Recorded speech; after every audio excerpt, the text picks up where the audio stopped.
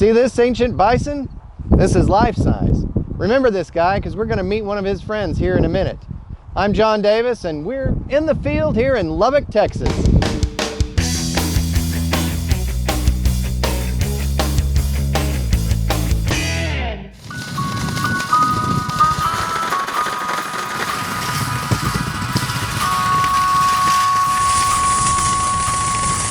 Oh, hey, how are y'all doing?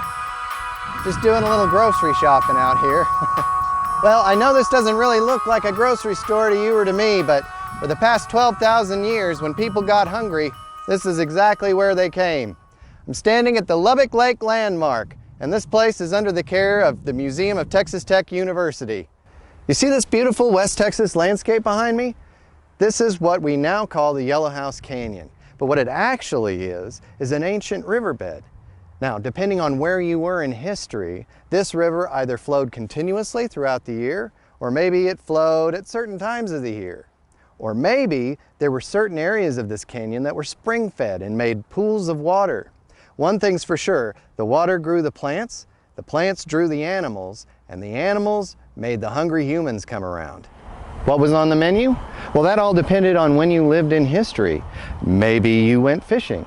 Maybe you hunted turkey with a bow and arrow, or maybe you trapped muskrat and other small mammals. Or maybe if you lived far enough back in time, you had a large enough tribe and you were able to attack an ancient bison or even Columbian mammoth.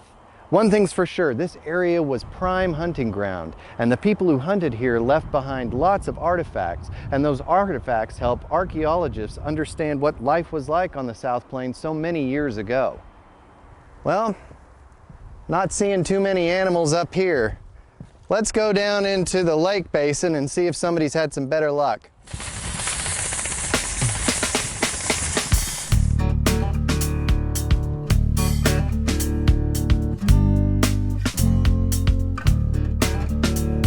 I'm here with Dr. Eileen Johnson, who's director of the Lubbock Lake Landmark. Dr. Johnson, thanks for meeting with us today. Oh, you're more than welcome.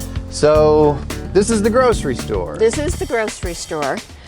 Tell me a little bit about where we're standing and what we're looking at. Okay, well, let me start off with, we've just finished up our field season here. Okay. And what we're uncovering is an ancient bison kill of around 10,000 years ago. Okay. By people we call Plainview, which is also very interesting because that's obviously the town of Plainview, right. City of Plainview. And in the late 40s, there was a very important site discovered in the Plainview area and excavated by Texas Memorial Museum. And it was a bison kill, and it had a suite of projectile points that had never been recognized before. So they named it Plainview.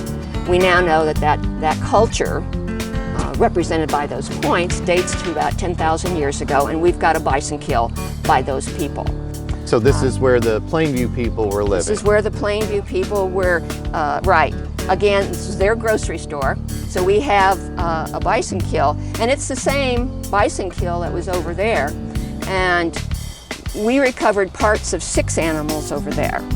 So we have parts of, I believe, 3 more here. And what we've discovered this summer is this kill continues into these 2 walls. Okay. So this is a much bigger kill than we originally thought. As we're digging through our sediments, and we bag them, we put a tag on them with all of their information, and we water wash them.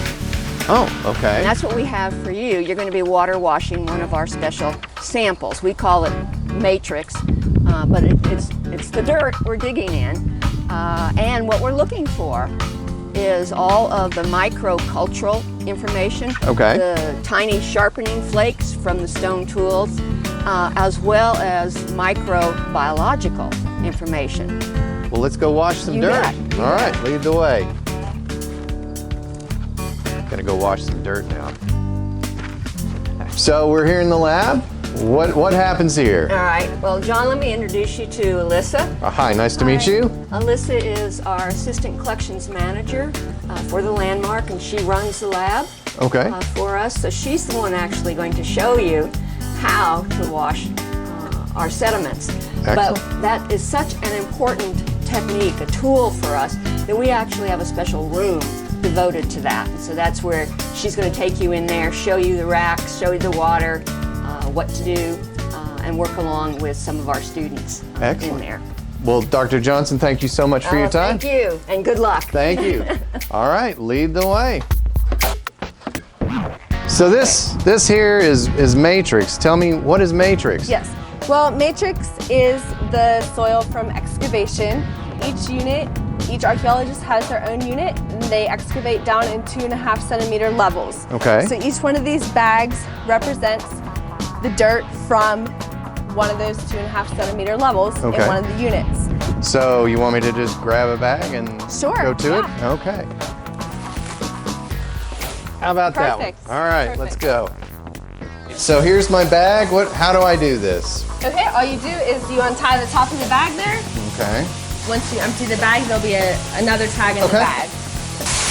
Ah, and there it is, right There here. it is. So you'll take your tag and set it on your empty tray.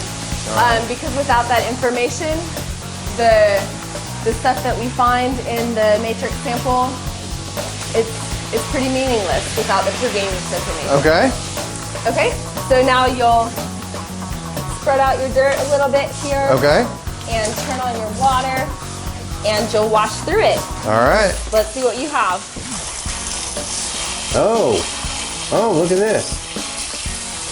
Yeah, There's some bone. that's a bone. Oh, look here. Here's some tooth.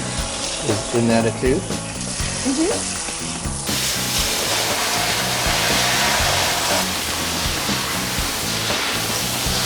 All of the samples usually have bone scrap in them and a lot of shell.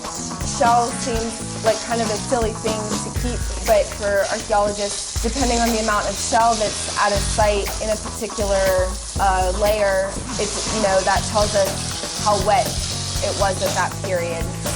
So after it all gets washed and it's dried, we sort it in the lab, and then we go through and combine everything with, if there is a 2 out of 3 or 4 out of 5, we find it's matching pairs, combine everything, count it, and then they all receive catalog numbers, and then eventually it gets all boxed up and labeled and archived in the museum.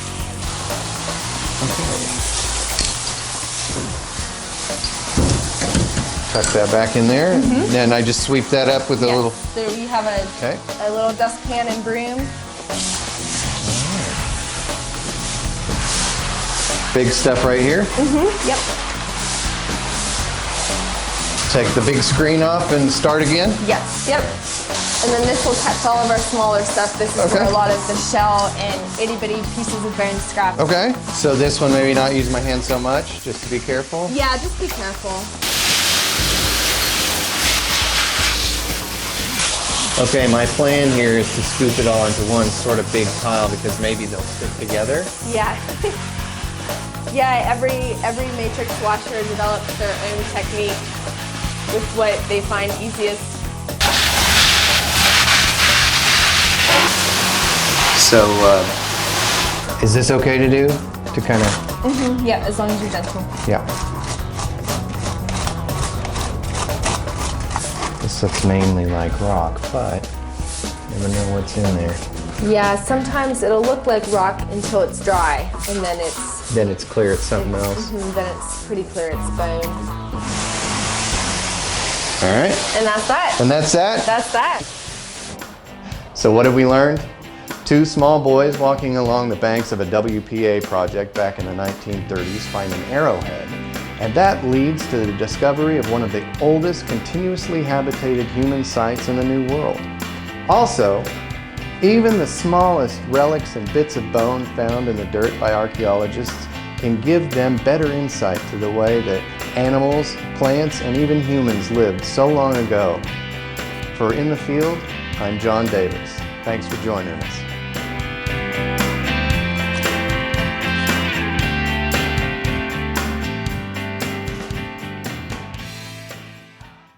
Like what you see? Make sure you subscribe to our In the Field YouTube channel. Oh, while you're at it, look out for our Discoveries News magazine.